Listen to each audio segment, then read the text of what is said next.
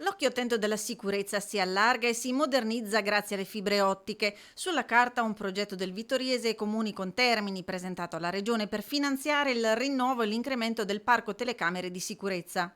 Rinnoviamo anche parte dell'esistente, ma lo andiamo a implementare con nuove telecamere che sottendono anche la necessità di avere connettività nuova più potente. Lo facciamo in una visione territoriale più che comunale e quindi lo stiamo facendo anche con comuni contermini a noi.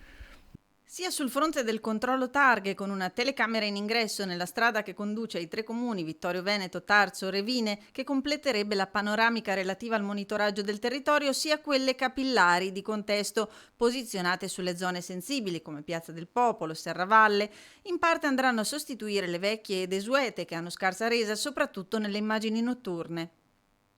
Abbiamo fatto anche pensando alle possibilità che ci danno le nuove tecnologie e le necessità che ci sottese da queste nuove tecnologie, cioè una quantità molto più alta di dati che devono essere trasmessi. Uno sforzo economico da diluire nel tempo, si parla di qualche annualità non appena saranno chiari i costi, un balzo verso l'innovazione che prevede anche l'acquisto di telecamere mobili atte ad agevolare il controllo non preventivato di siti in caso di atti vandalici o comportamenti illeciti.